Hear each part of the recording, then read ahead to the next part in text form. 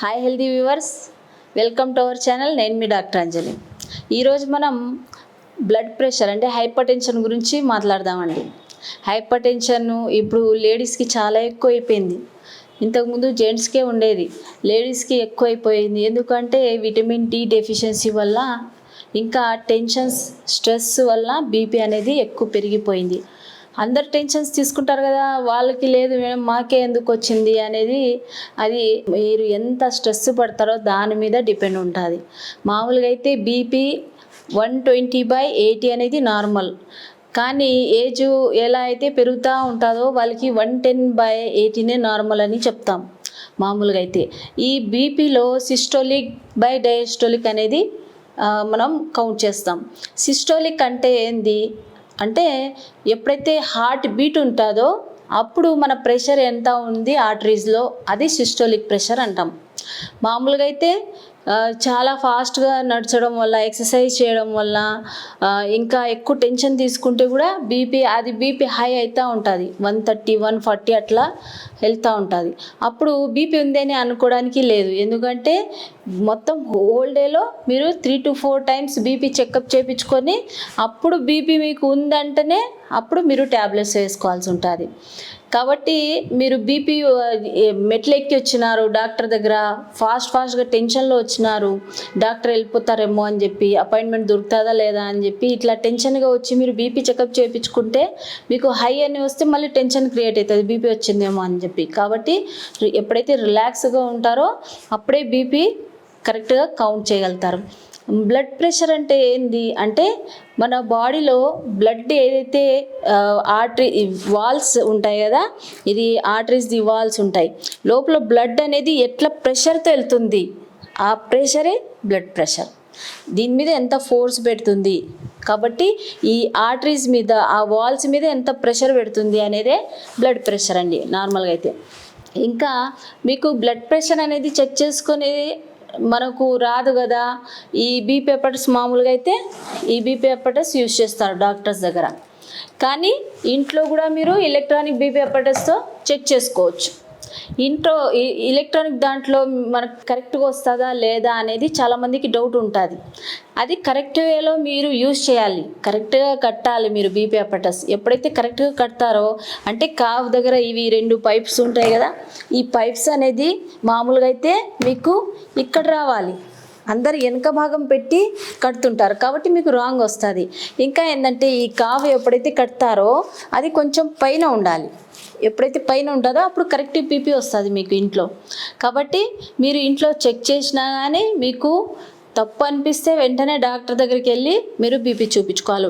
చాలా వరకు అయితే బీపీ అనేది కరెక్ట్గా చూసేట వాళ్ళు కావాలి. ఎందుకంటే చాలామందికి బీపీ అంటే స్టాఫ్ కూడా సరిగా చూడరు, కాబట్టి డాక్టర్తోనే బీపీ చెకప్ చేయించుకుంటే మంచిది అండి. ఈ బీపీ అనేది ఎందుకు వస్తుంది అంటే విటమిన్ డి డెఫిషియన్సీ వల్ల వస్తుంది.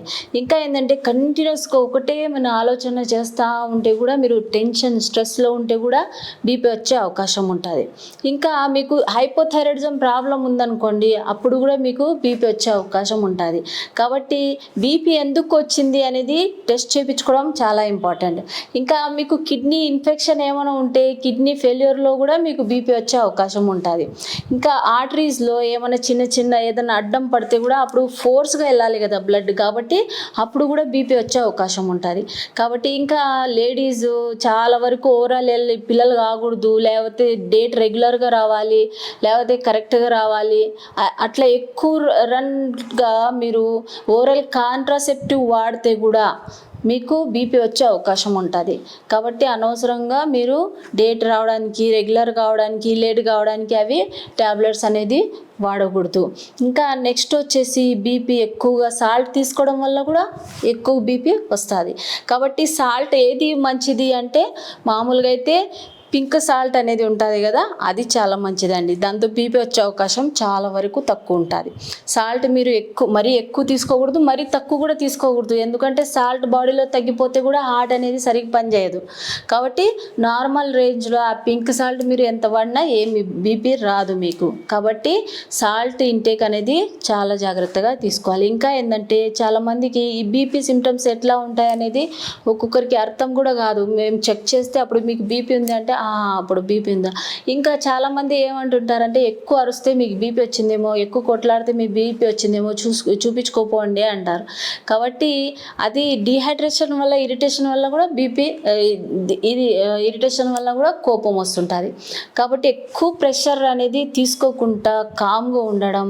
ఈ బీపీ రాకూడదు అంటే విటమిన్ డి డెఫిషియన్సీ, B12 అనేది కరెక్ట్గా తీసుకొని కరెక్ట్గా ఎక్సర్సైజ్ చేయడం, బ్యాలెన్స్డ్ డైట్ అంటే టైంకి ఫుడ్ తీసుకోవడం, ఇవన్నీ తీసుకుంటే ఆకుకూరలు, కూరగాయలు బాగా తీసుకోవడం.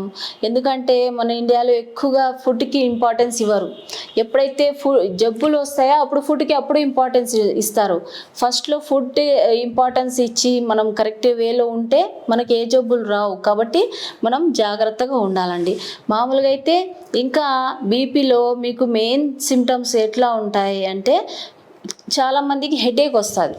హెడేక్ రావడం, కళ్ళు సరిగా కనపడకపోవడం, కళ్ళు తిరగడం, చాలామందికి గుండె ఎక్కువ కొట్టుకోవడం, ఇవన్నీ సిమ్టమ్స్ ఉంటాయి. చెమటలు రావడం, ఇట్లా అన్నీ ఉంటాయి. కాబట్టి వాళ్ళు వెళ్ళి డాక్టర్ దగ్గర నాకు ఏదో సమ్ ప్రాబ్లం లాగా ఉంది అని చెప్తే అప్పుడు బీపీ చెకప్ అనేది చేస్తారు. కానీ హై బీపీ ఉన్నప్పుడు మీకు కంట్రోల్ చేయడం అనేది చాలా కష్టం ఉంటుంది. కాబట్టి రెగ్యులర్గా లేడీస్ కంపల్సరీ 15 డేస్కి ఒకసారి లేకపోతే 1 మంత్కి ఒకసారి మీరు బీపీ చెకప్ చేయించుకున్నారనుకోండి, మీకు బీపీ రాకుండా జాగ్రత్తలు తీసుకోవచ్చు. ఎందుకంటే హైపర్ టెన్షన్ ఒక్కసారి వస్తే మీకు హార్ట్కి ఎప్పటికైనా ప్రాబ్లం ఉంటుంది. అప్పుడు మీరు బీపీ ట్యాబ్లెట్స్ వేసుకోవాలి. ఇంకా నెక్స్ట్ ఏంటంటే హార్ట్ అటాక్ రాకుండా ఖచ్చితంగా ట్యాబ్లెట్స్ వేసుకోవాలి. అప్పుడు బ్లడ్ అనేది థిన్గా ఉండడానికి ట్యాబ్లెట్స్ వేసుకోవాలి. ఆస్పిరిన్, క్లోపిడోగ్రిల్ ఆ ట్యాబ్లెట్ కూడా యాడ్ చేయాల్సి వస్తుంది. ఎందుకంటే ఎప్పుడు మీకు హార్ట్ అటాక్ వస్తుందో తెలియదు. కాబట్టి ఇన్ని కాంప్లికేషన్స్ కన్నా మనం హెల్తీగా ఉంటే బాగుంటుంది కదా. కాబట్టి ఇంకా ఏంటంటే ఎక్కువగా జెంట్స్లో స్మోకింగ్ అలవాటు ఉండే వాళ్ళకి ఫాస్ట్గా ఈ బీపీ వచ్చే అవకాశం ఉంటుంది, హార్ట్ అటాక్స్ వచ్చే అవకాశం ఉంటుంది. కాబట్టి ఈ ఒబేసిటీ ఎవరైతే బరువు ఎక్కువ ఉంటారో వాళ్ళు కూడా బీపీ వచ్చే అవకాశం ఉంటుంది. కాబట్టి వెయిట్ నార్మల్గా మెయింటైన్ చేయాలి. చాలామంది అనుకుంటుంటారు మేము వెయిట్ తగ్గడం లేదు, ఎంత యూజ్ చేసినా కానీ, ఏ మెడిసిన్ వాడినా, ఎంత వాకింగ్ చేసినా. కాబట్టి దీనికి 16 hours ఫాస్టింగ్ ఉంటే బాగుంటుంది, మీకు వెయిట్ అనేది బాగా తక్కువ అవుతుంది. కాబట్టి ఇవన్నీ కూడా జాగ్రత్తలు పాటించాలి. మీరు బీపీ రాకుండా చూసుకోవాలి. మీరు బీపీ ఎక్కువ అయితే ఇంకా చాలామంది ఏం చేస్తారంటే ట్యాబ్లెట్స్ అలోపతి వాడితే మంచిదా, హోమియోపతి వాడితే మంచిదా అని చెప్పి చాలామంది అనుకుంటుంటారు. కాబట్టి మీరు హోమియోపతి వాడచ్చు, అలోపతి కూడా వాడచ్చు. నిదానంగా తగ్గించుకుంటా ఏది మెడిసిన్ లేకుండా కూడా మీరు కంట్రోల్ చేయొచ్చు నిదానంగా, మీ బాడీ చేంజెస్ వస్తే. ఇంకా ఏంటంటే బెస్ట్ మెథడ్ బీపీ రాకుండా అనులోమ విలోమ చేయొచ్చు. మీరు అనులోమ విలోమ చేస్తే మీకు బీపీ వచ్చే ఛాన్సెస్ చాలా వరకు తగ్గిపోతాయి. ఇంకా శవాసనం, ఎంత మీరు రెస్ట్ తీసుకుంటే ఎవరికైతే సరిగా నిద్ర రాదో వాళ్ళు కూడా బీపీ వచ్చే అవకాశం ఉంటుంది. ఎవరికైతే గురుక ఉంటుందో వాళ్ళు కూడా బీపీ వచ్చే అవకాశం ఉంటుంది. కాబట్టి మీరు ఈ ప్రాబ్లం రాకుండా చూసుకోవాలి. వచ్చిన తర్వాత ఇబ్బంది పడేటికన్నా ముందు జాగ్రత్తగా ఉండాలి. మామూలుగా అయితే విటమిన్ డి ఎట్లా తీసుకోవాలి అనేది చాలామంది అనుకుంటుంటారు. మంత్లీ 60,000 యూనిట్ మాత్రమే తీసుకోవాలి. అందరూ వారానికి ఒక ప్యాకెట్ వాడుతున్నారు, లేకపోతే డైలీ వాడుతున్నారు. అది కిడ్నీకి ఎఫెక్ట్ వస్తుంది అండి, కిడ్నీ ఫెయిల్యూర్ అయ్యే అవకాశం ఉంటుంది. కాబట్టి ఏదైనా కానీ మితంగా యూజ్ చేయాలి. మీరు లేదు మేము న్యాచురల్గా మాకు విటమిన్ డి కావాలంటే ఖచ్చితంగా ఎండలో ఉండాలి. 40 minutes ముందర భాగం, పొట్ట భాగం, వీప్ భాగం ఖచ్చితంగా 20 minutes ఎక్స్పోజ్ కావాలి సన్కి. అప్పుడే మీకు విటమిన్ డి అనేది కరెక్ట్గా బాడీ వస్తుంది. ఇంకా విటమిన్ డి మీరు సప్లిమెంట్ తీసుకుంటున్నారు, మనకు అబ్జర్వేషన్ అంటే అయినా కూడా మాకు విటమిన్ డి డెఫిషియన్సీ ఉందంటే మామూలుగా అయితే ఆకుకూరలు అంటే పచ్చి కూరగాయలు ఎప్పుడైతే మీరు తింటారో విటమిన్ డి వేసుకుంటారో అప్పుడే అది అబ్జర్ప్షన్ ఉంటుంది. కాబట్టి ఇవన్నీ కూడా జాగ్రత్త తీసుకోవాలి. ఎవరికైతే బీపీ, షుగర్ ఉందో వాళ్ళు ఇవి విటమిన్ డి కంపల్సరీ తీసుకోవాలండి. మీ బాడీకి కంట్రోల్ చేసుకోవాలి, కపాలభాతి చేయాలి. ఎక్కువ బీపీ ఉంటే వాళ్ళు చేయకూడదు. కాబట్టి హోమియోపతిలో కూడా చాలా మంచి మంచి మెడిసిన్స్ ఉన్నాయి. ఎప్పుడైతే మీరు ఎక్కువ టెన్షన్, ఎగ్జైటీ ఉంటుందో అప్పుడు బీపీ వస్తుందో దానికి మెడిసిన్స్ ఉంటాయి. హెడేక్ విత్ బీపీ ఆ మెడిసిన్స్ ఉన్నాయి.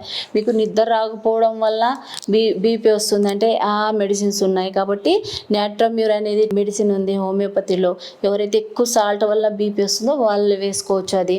కాబట్టి రకరకాలుగా మెడిసిన్స్ ఉన్నాయి. కానీ మీరు prevention is better than cure కాబట్టి ఈ జాగ్రత్తలు తీసుకుంటే మీకు బీపీ వచ్చే అవకాశమే ఉండదండి. ఓకే, ఈ జాగ్రత్తలు పాటించండి, ఈ టిప్స్ పాటించి మీరు హెల్తీగా ఉండండి. నా తరపు నుంచి మీకు బెస్ట్ ఆఫ్ లక్ అండి. ఈ వీడియో కానీ నచ్చితే మీకు లైక్ చేయండి, షేర్ చేయండి, సబ్స్క్రైబ్ చేయండి.